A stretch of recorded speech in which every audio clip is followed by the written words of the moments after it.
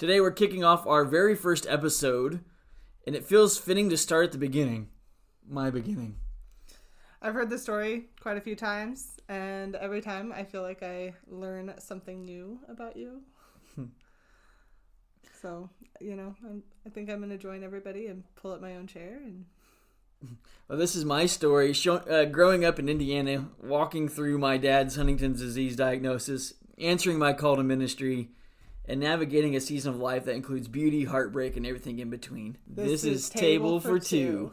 Through storms and swallowed our noise, church keys in hand, coffee and mugs, our lives held together by grace and a few hugs. They said she submits, we said we both do. It's not about ladders, it's me and you, serving the kingdom in aprons and jeans, lifelines and calloused hands and holy routines. At this table for two, there's room for you. Pull up a chair, we'll tell the truth. From love and faith with the side of real talk. So, before we dive into your story, I wanted to ask, what is something totally ridiculous that you believed as a child? Totally ridiculous? Mm-hmm. Other than the Colts were going to win the Super Bowl? Other than I was a Cubs fan for most of my childhood. I'm still a Pacers fan, still believing. I mean, those were pretty ridiculous. But I remember one time we would drive this one particular road, like it was like a back road in between Indianapolis and Martinsville, mm-hmm. and we would drive past the power plant. Right? It was mm-hmm. it was coal based, and the smoke would come from the tower. Mm-hmm. And I asked my dad what that did, and he said it produced clouds. And so I believe that too. So I believed that for a really long time. That was pretty ridiculous. Now, it's not as bad as when we convinced my younger brother that there were such things as sand sharks, but that one was pretty bad. So that's my most ridiculous belief there. What about you? What's the most ridiculous thing you believed as a kid, other than agreeing with me that clouds came from coal factories? I don't know. I think the one thing that comes to mind right now is when I was a kid, I remember driving with my birth mom, and there was a hill that was like super steep, and it went to the top of the mountain, and I thought that it went like straight up, like a 90-degree angle. And I even asked my mom, I was like, does that just go like straight up? and so I had this like thought that if you tried to drive up that hill, you'd like crash into the mountain. And whenever I saw that hillside, I would always think that. And even growing up, like I would drive past it, even with my adoptive family, and I would see that hill, and I'd be like, people are going to crash into that. And I don't know why I kept thinking that, but I did. Did anyone ever crash into it? No, because it wasn't that steep. So the only thing that crashed into it were your own thoughts. Yes, apparently. Well, that now you get a glimpse into our relationship and how we handle things. Now I'm going to warn you as I tell my story, I'm not typically an emotional person. I don't cry a whole lot, except for when Notre Dame's playing or Indiana's playing or the Colts are playing. That's when I cry the most. So I may not show or display a lot of emotion in my voice, but just know these are very difficult topics for me to talk about. But I grew up in Martinsville, Indiana. I was born there. I lived there until I was 25. Yeah, 25 sounds about right. See, she has to help me remember how long I've lived there. And most, my early memories was going camping, learning to ride my bike, taking out my grandpa's newly planted mailbox with my face while I was learning to ride my bike, hitting parked cars. Things like that. Normal childhood things. It went really well. Played Little League basketball. Dad coached that. In Indiana, you see, it's important that every kid learns how to play basketball. And if you do not learn how to play basketball by the age of 5, they just tell you to get out. Because you're not going to be a Hoosier.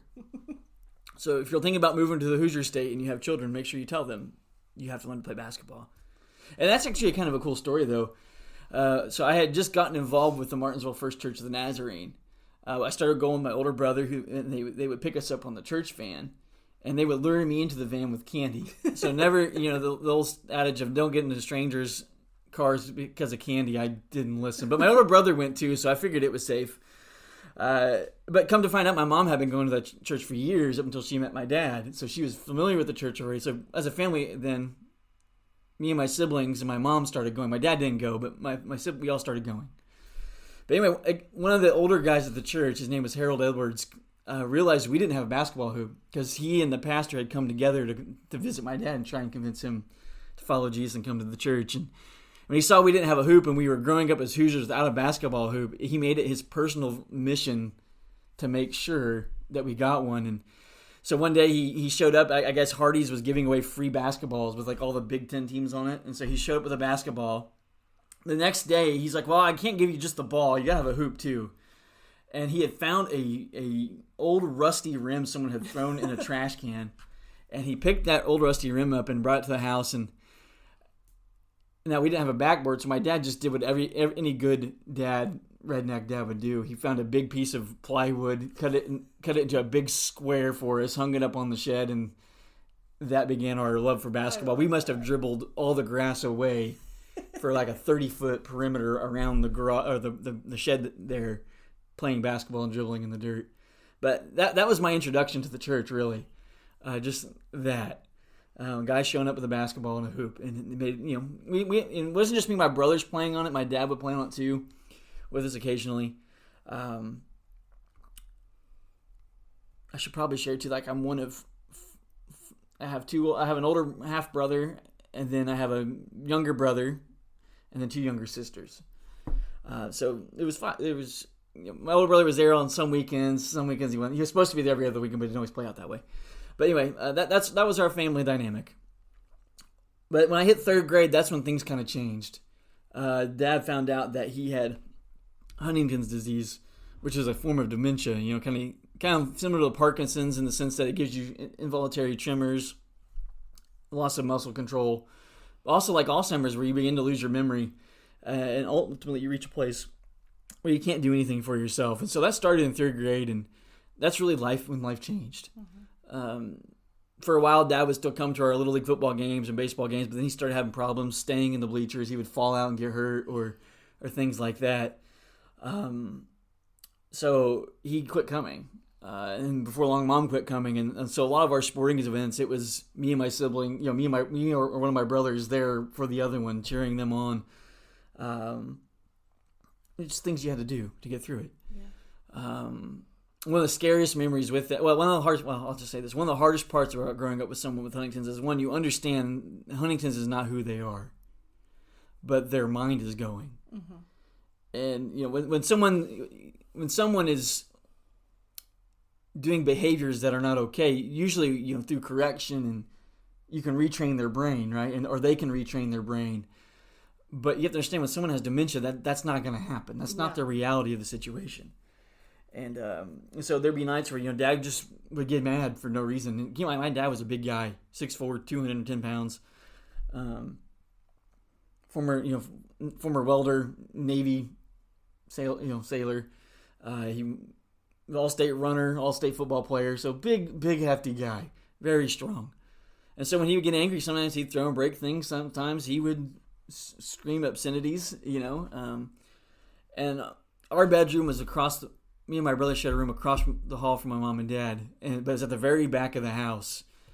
And so when he would get in those moods, you would feel trapped in your bedroom, and the only thing you really could do to make yourself feel safe was turn the fan up louder and try to see if you could drown it out. And that didn't always work. So you just did the best you could to cope with it. But one of the scariest memories, we were driving out to a family event out in the country, and I remember my mom had this old blue station wagon that one of my youth pastors nicknamed the Barnett Mobile because it smoked. But it was one of those station wagons too, where they don't make them this way anymore, kids. Where the seat there was the middle row seat, and then there was the back seat, right, the 3rd row. But rather than it being like a 3rd row facing the same direction everybody else, it was facing out the back window, right? I remember those. Yeah, it had a back door and everything. And so that's where we were sitting. But I remember, for whatever reason, my dad was upset and didn't want to go. And on the way there, he grabbed the steering wheel as we're going down this curvy country road. And so he was literally trying to kill all of us. Again, yes, it was a decision he made, but it was a decision he made in his sickness. And so that was life for most of third grade up until, I want to say, 8th grade, freshman year, when finally it got to a point where Mom couldn't take care of him anymore. Mm-hmm. And we couldn't take care. And he was at a point by then where he didn't really remember who we were. He couldn't really do anything for himself. He had to have help constantly. And so Mom made the difficult decision to put him in a home somewhere. And I wish I could say I was a good son and went and visited him all the time, but I didn't. I lived with guilt for that for a long time. To me, Dad was already gone, and going and seeing Dad like that was not my dad. Yeah. Even though you could tell he was always happy to see us, even though he didn't fully recognize who we were, he was happy to see us, but it was difficult. He finally passed away when I was a junior in high school in 2003. But to be honest, that was more of a relief than it was a sad moment, because again, in my mind, Dad was already gone. But during all that, what really helped me is we go back to Martinsville First Church of the Nazarene. There were so many wonderful, godly people there. Matter of fact, what kind of kept me in line through my teen years was not... Okay, I did my best to follow Jesus. I accepted Jesus, and I'll tell more about that in a minute. I accepted Jesus at kids camp, but that's not really what kept me on the straight and narrow. I was so involved in the church. I had gotten to know so many different men of that church that I knew if I started being disobedient to my mom and getting into trouble with things, that every one of them would show up at the house in a line to put me back in straight for Mom. And then it's Mom too. Every child develops somewhat of a healthy fear of their mom at some point in their life. That's not saying my mom was abusive or anything like that. It's just saying that she knew how to lay down the law and held boundaries for us, and those are healthy things. But without the church, I don't know where I would be. And really, the kind of instrumental to all that, well, maybe it was a youth pastor. But again, let me kind of backtrack. I got saved at a kids camp. To this day, I wasn't at the camp actually. I was there at the camp, and to this day I don't remember what the message was about. I was about 9 years old, and I just remember him talking. And the theme, I remember the theme was a junkyard theme. And that was kind of cool. Mm-hmm. But I just remember he gave an invitation. And I just knew in my heart that I needed Jesus. And that Jesus was the only one that could help me. Mm-hmm. So I went to the altar and I accepted Jesus. And I'm telling this story because what's really cool is later on when I would go in for my interview to be ordained in the Church of the Nazarene. No, this is my district license interview. Or no, it was your... It was my ordination interview. So this is to officially get my credentials, and the Nazarene Church is stuck with me moment. And as I was sitting around the room, if you go into one of those meetings, it's pretty much we call the board of ministry, and it's other pastors who have been through that route, and they pretty much ask you all kinds of questions and then vote whether or not you're going to be ordained, or they also do the same thing to get a district license, which is the process leading to ordination. But sitting at that table, right next to me, as I'm retelling this story, I'm watching this old guy with glasses look down at the paper and reading my story, look at me, look back at the paper, and I could see he was doing math in his head. And it turns out the guy sitting at the table voting on whether I would be ordained or not was the kids evangelist at that camp. That's a story only God could write. I love that. But kind of explain how my call to ministry happened. I grew up with a love of football. I was a Colts fan before it was cool to be a Colts fan. I started, my first football game I watched was the Colts versus Steelers in the AFC Championship game, where the Colts lost on a Hail Mary at the end of the game. And that's when we had Jim Harbaugh as the quarterback. That was a good game, good season. We were one instant replay away from going to the Super Bowl, but they didn't have replay yet, so they didn't count it. Mm-hmm. That's why we lost to the Steelers, and that's why I still despise the Steelers to this day. I will not wear black and gold. I throw up a little bit every time I see it. The only thing worse would be something Patriots. Patriots. Yeah, I agree with that. I grew up with this love for football. And actually, I remember back when I was growing up too, in Martinsville, we had back-to-back Mr. Footballs in the state with Earl Hannaford as our quarterback and then Israel Thompson as our running back. And I remember you couldn't watch the games live back then. They didn't have live streaming like they do now, but our high school would record it and then they would rebroadcast it afterwards, and so you could watch the game on the TV. It was so awesome. And so I grew up watching those high school players that they were just as big of heroes in my mind as any of the pro athletes. I didn't know about college football yet at that time, but as I grew older, I just loved the game of football. I wanted to play it. I wasn't big enough to play it. I mean, if you look at me right now, I'm 6'1", but I weigh maybe 165 now. But back in high school, I was maybe that soaking wet with my gear on. To put it in perspective, when we started dating, my mom thought he had like cancer or something because he was so skinny. Yeah, I didn't have cancer, and I just like to shave my head because that's what we do. I'll get more to that in a minute. But anyway, so that was my goal. My goal wasn't to play football. My goal was to coach football. I just loved it. I thought, I'm going to coach. I wanted to coach at high school level or college because, one, I didn't think the pros just seems too far out of reach. But also, I wanted to make a difference, right? I wanted to use my faith, combine it with football, and kind of just share it in a way that would be, awesome for people, to help raise up other boys into young men that were going through similar situations that I was in. And so I thought that was the best route. And I thought, well, if I'm gonna coach in high school, I probably should learn to teach something. I've always loved history. I've always loved English. I used to write short stories that would get me in trouble in elementary school. Used to? I still do. So I thought I'd teach one of those two things and coach football. Well, I'm sitting it's a career prep class that every freshman in Martinsville had to take in high school. And that's when God started to deal with me. He said, Jason, I want you to preach. And if you know me, I do not like people.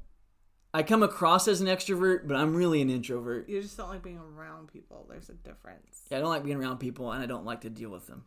That's better. Yeah. I like to have a good time, but I don't like to deal with them. So I'm like, God, you got the wrong person.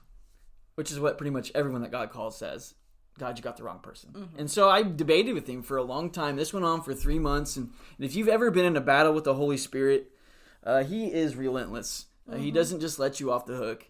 Especially if your heart's sensitive and wants to please him. He's not doing it to be mean. He's not doing it to coerce you or force you into a decision. Although the prophet Jeremiah would argue otherwise. But I was really wrestling with it. And then finally, after 3 months, I said, God, if you want me to do this, if this is really what you want me to do with my life, then you're going to have to give me an opportunity. And I said it I prayed it just like that, with a little bit of a smug satisfaction at the ultimatum I gave God. And the next day, I'm at youth group, and our youth leader comes to me and says, Jason, will you preach at our next youth-led service on Sunday? And the moral of that story is don't tempt God. Yes, don't tempt God.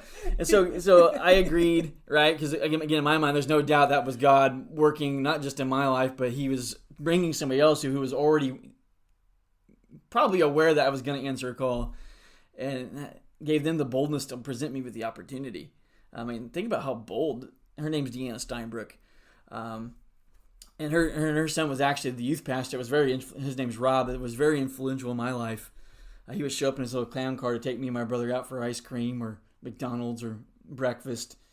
Fun Pastor Rob story. One of my favorite things was one time I told him I was playing freshman football at the time, and the varsity team would practice, and the junior varsity would practice inside this fence line that had these covers over the fence so you couldn't see their plays. But the freshmen, we didn't count, but we were our own team, so we practiced on the outside of that fence, alongside, in the grass alongside the road. Well, there was a stop sign, and people regularly ran that stop sign, so my coach would count it. So I told Pastor Rob that story. And Pastor Rob, he got to the end of the street, like 300 yards before that stop sign, and you could hear him revving up the engine of his little Geo, Chevy, whatever that little car that Geo makes. And then he just shot off like a rocket down the street and blew right through the stop sign. My coach was like, who is that idiot? I'm just laughing. Because that's Pastor Rob. I didn't say it out loud. So Pastor Rob, I kept your secret safe until now. If you're from the Martinsville Police Department, I'm not giving you his address. Well, and I think the statute of limitations has already run out on that. Yeah, I still think the biggest crime was that it was the size of car it was trying to pull off that stunt. I know. But that's how Pastor Rob was. And not only that, I do remember he took a group of his boys camping one time. And we had gone fishing that night, and we were not catching anything. I probably shouldn't tell this story because someone is going to get mad at us. But we had gone fishing that night. We weren't catching any fish. And so we were a bunch of these boys sitting around the campfire board. So we started putting marshmallows on hooks and casting them into the woods. trying to catch a raccoon, and our plan was if we caught one, we were gonna we didn't really know. That's just gonna be like that. So we went coon fishing too. So that was what life with Pastor Rob was like. But not only that, not only was all this fun, but he kind of showed me that being a Christian isn't being a stick in the mud, never have any fun. It's you can love Jesus and still have a good time with life. Now, I've had to learn and to reel that in a little bit.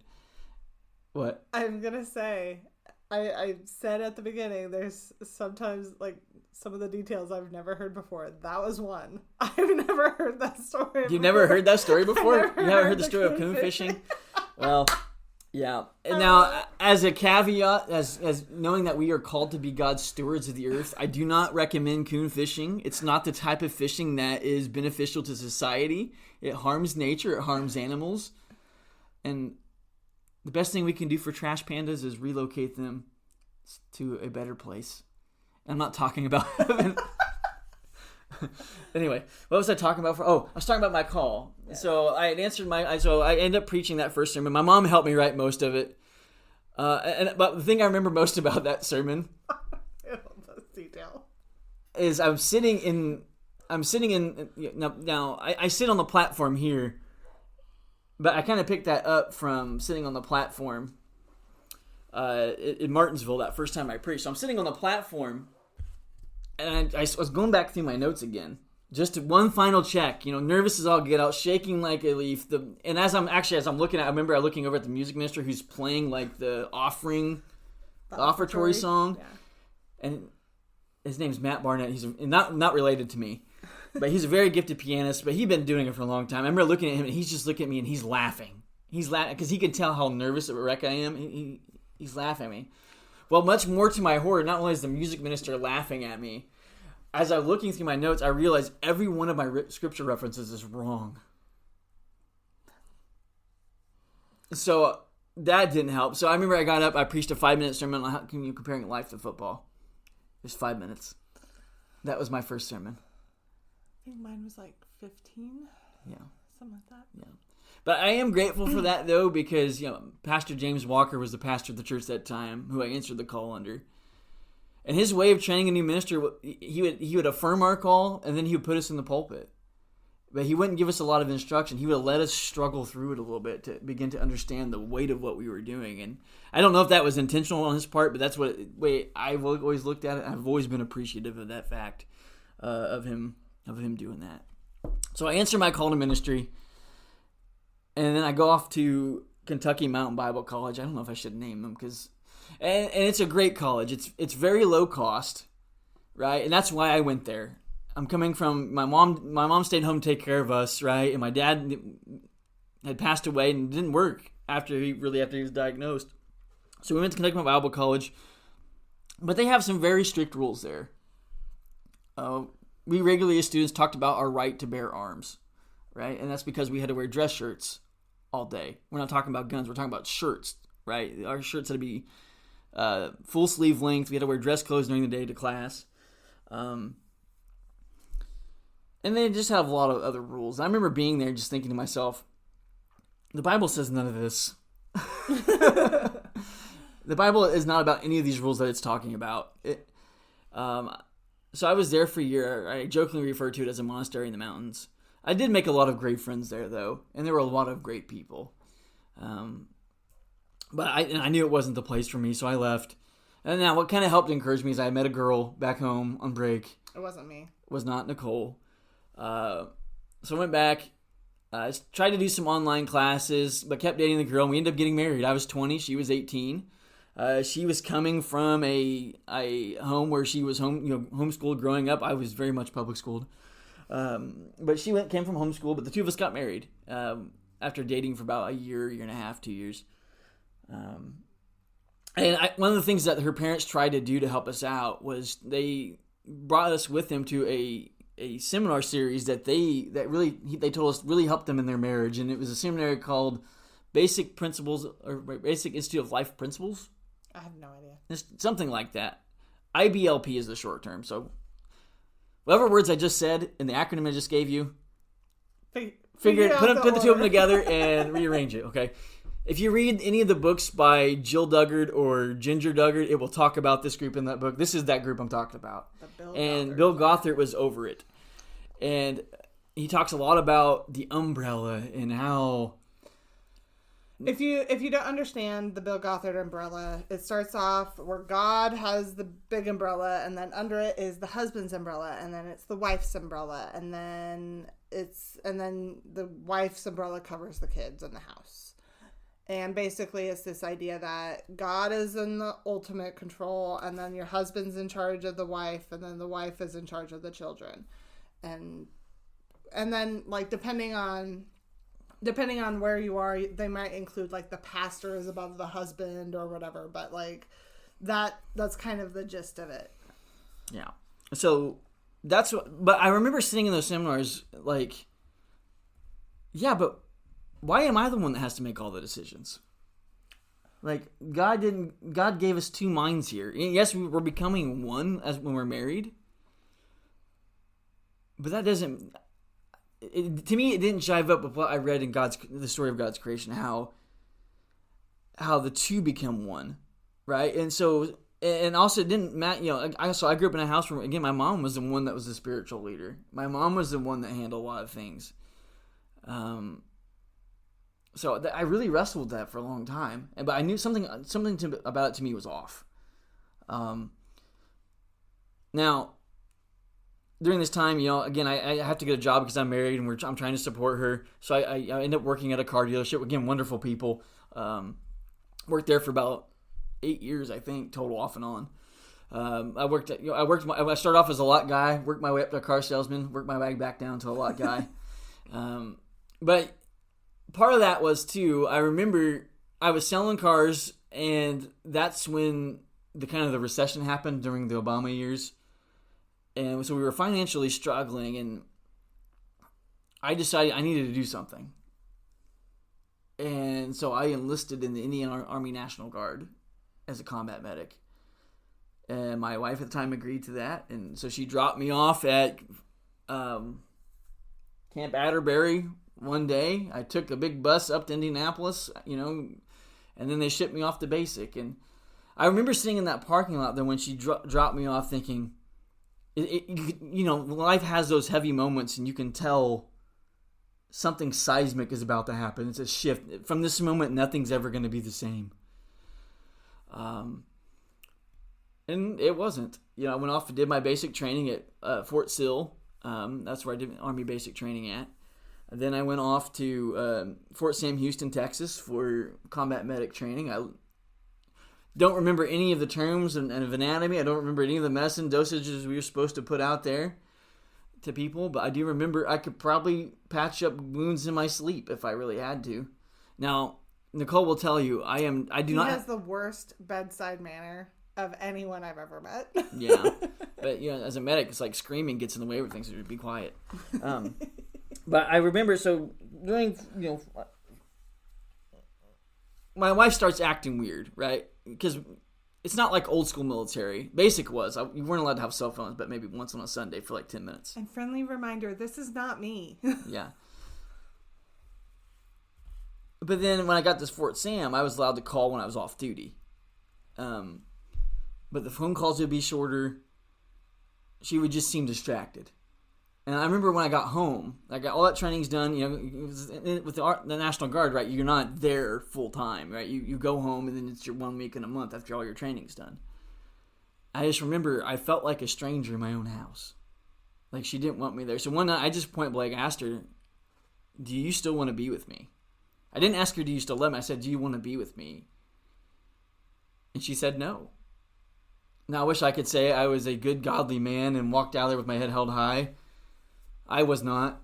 I said a lot of things that I regret. I used a lot of words that I regret. And even the days after that, I was a mess and said things I didn't want to. Or I probably shouldn't have said. But you're hurt. Hurt people. I do remember going and picking up my stuff from our apartment that I had lived in with her for literally 2 weeks. And I remember she wasn't home, so I just smashed everything I could find. Turned things over. One of my friends peed on the toilet seat and left it. That's not a godly thing to do, in case you're wondering. That was the last of it. I remember getting the paperwork, and I had to. When you're the Army, has to know everything about your life, right? And so I got the divorce paperwork done, and I remember I had to take it to one of my sergeants. And keep in mind, I'm brand new to this unit. They just met me, literally. This might be I think this is my first real weekend with them. And there was this one lady sergeant. I want to say her name was Sergeant Easom. And I remember handing her the paperwork. Her not knowing me, looking at me and saying, "Are you okay with this?" I think I messaged her later on and told her, "You don't know how much that question meant to me." Mm-hmm. That somebody actually cared. Somebody cared. Somebody saw me. And I remember saying, I gave her the answer of, I don't really have a choice. I mean, I could fight this all day, all I want. And that's what I came to. It's like I wanted to fight for it. I wanted to save my marriage. There was somebody else in the picture. She wanted somebody else. She didn't want me. It was to the point, too, where I even made her sign the paperwork in front of her dad. Because I knew his opinion mattered most to her, and she did it. So it was her way of that told me there was nothing you could do with this. Yeah. I could fight it tooth and nail. I could stick to the Bill Gothard principles, but it wasn't going to fix it. And so the most loving thing I could do was to let her go. Hurt a lot. It really did. Mm-hmm. But really what helped me get through that was, so fast forward, my church got a new pastor. The next day I left for basic. The day before that Sunday, the pastor that had been there for 6-7 years, a pastor that had married the two of us, announced that he was leaving the church. And so, we got this new pastor in while I was gone. His name's Alan Sutherland. And Alan Sutherland was my pastor when I was at my most broken. He was there for me. And he included me in some things. And even times he would call me. Like, our Martinsville at the time had this church car that should have been a demolition derby car 20 years ago. I think they thought the I Love Sunday School bumper sticker would bring healing to it. But it was a Ford Taurus. There's no healing. There's no healing to it. But I remember he called me one time to come and pull him off the interstate up in Indianapolis. I didn't know this story either. Yeah. So I did that, and so he made me really feel a part. And not only that, he put me to work in the church. He didn't just let me flounder. And keep in mind, in this time, I was hurting. I was broken. And if I'm being honest with you, I couldn't feel God moving in my own life. But he put me in charge of working with the teenagers, which included my youngest sister in the group too, which was a lot of fun, especially when we played dodgeball. There was only one target when we played dodgeball. Keep in mind, I was a young youth pastor who believed that the rule in dodgeball of no hitting in the face was an abomination. I thought if you were too dumb to not move your face out of the way, you deserved every bit of what you got. I'm a dad now, and so my philosophies have changed. No, they haven't. Man, just like that. Did y'all feel the wind of that bus? Did you even hear it coming in the podcast episode? Like, good grief. Okay, maybe I'm not completely healed of that, but anyway. The line from Dodgeball, if you can dodge a wrench, you can dodge a ball, is a favorite line of our son. Yes. I'm just preparing my son for life, okay?